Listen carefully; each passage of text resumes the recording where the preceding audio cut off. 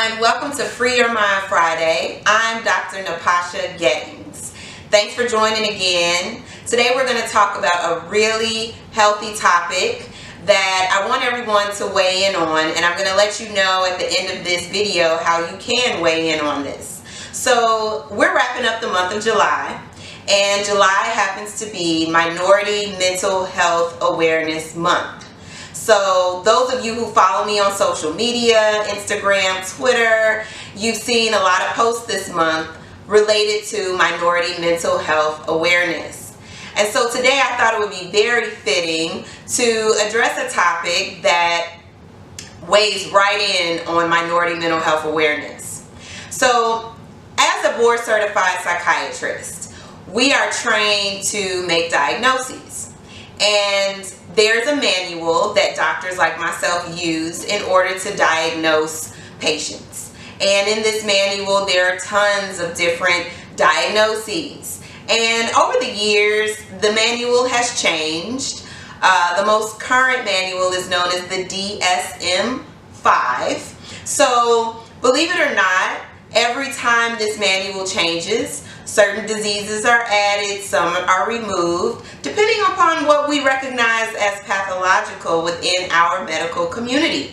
So to give you an example, in the past, homosexuality was identified as a disorder in the DSM-5. It was even treated with certain medical interventions such as shock therapy. So as you can imagine, things have changed a lot over time when it comes to the recognition of certain disease states and disorders. So today, to stay in alignment with Minority Mental Health Awareness Month, I want to bring up a topic that actually came up last week when I appeared on the AC Green Show here in Chicago, 106.3. I was there to discuss predatory relationships, but our conversation kind of took a shift, and we ended up talking about a syndrome that is known as post-traumatic slave syndrome.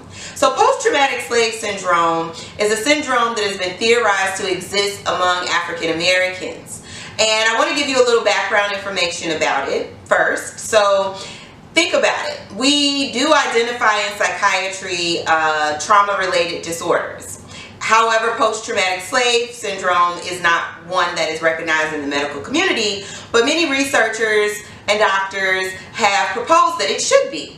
So let's take a look at the institution of slavery, right? This is a huge part of American history, and within this institution of slavery, you have a large group of people that were sold, kidnapped, put on the bottom of ships, brought across the Atlantic Ocean as part of the transatlantic slave trade, lots of whom didn't make it, and those of us who did are still here today, generations later, on this American soil.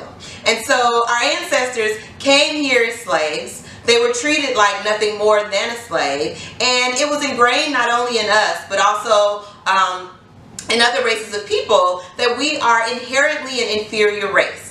Now, anyone who has watched any of my other videos or learned about emotional intelligence, you know that the first part of being a well-rounded, emotionally intelligent individual is knowing your self-worth and your self-value. So in a sense, slavery also included a mental brainwashing. It also included a lot of trauma. Right? You have families that are being torn away from one another, women who are being torn away from their children, men who are being torn away from their wives and their children, being humiliated, hung, whipped, killed in front of their families, all in an effort to mentally and physically control an entire group of people. And so even once slavery was abolished and we fought wars to get rid of this horrific institution in this country, we all know that something of that magnitude cannot just be wiped out. You're going to see the sequelae and the effects of it for generations to come, as we did. So even once America made an attempt to integrate African Americans into society and to give us our equal civil rights, we saw lots of additional trauma that took place and affected us as a whole. So that being said, I want to pose pose the question for today's Free Your Mind question. Is it possible that the trauma that was endured over generations of enslavement has affected the mental health of African Americans today? Now, I want to weigh in on this question a little bit and just bring up one trend that I tend to see as a clinician. Because those of you who know me now know that I'm really, really passionate about removing the shame and the stigma that come from treating any type of disorders as it deals with the brain and the functioning of our central nervous system, right? The brain is an organ just like any other organ system. We should not feel ashamed to talk about anything of and dealing with our mind. So, that being said, one thing that I find in African American culture is that we were so conditioned throughout slavery to be such a strong-willed person, or people I should say. Sometimes we ignore and we fail to acknowledge things from a medical standpoint when they are going wrong. Sometimes we are very stubborn even when it comes to seeking help. Why? Because we've been conditioned to survive without certain resources. And so even though maybe we're not necessarily in that time anymore, that has definitely impacted us and how we help ourselves, if you will. Also, there's a huge barrier to treatment because of the history of things like the Tuskegee experiment, where African Americans were inoculated with certain diseases, and so it created a huge distrust for the medical system as a whole. That's something that I see as well. So it's very important that we as doctors are culturally competent and understand all of the components that play into treating individuals and making them feel comfortable, letting them feel as though they can trust you. And it's also important that we don't ignore signs and symptoms of poor mental health for the sake of being strong or handling it on our own when we don't have to. There are a lot of resources that are available. There are therapists, there are counselors, psychiatrists, psychologists that are here and ready to help anyone who has a situation, condition, disorder that they need to discuss and learn more about. I offer consultations online that you can find at ClarionConscience.com. You don't have to have insurance. You can easily sign up, and it's a telemedicine appointment where I'm coming to you face to face to talk about any issues that you may have and bring those questions to a professional like myself. So on this Free Your Mind Friday, I want to pose that question to you. Is post-traumatic slavery syndrome a syndrome that should be recognized in the medical community?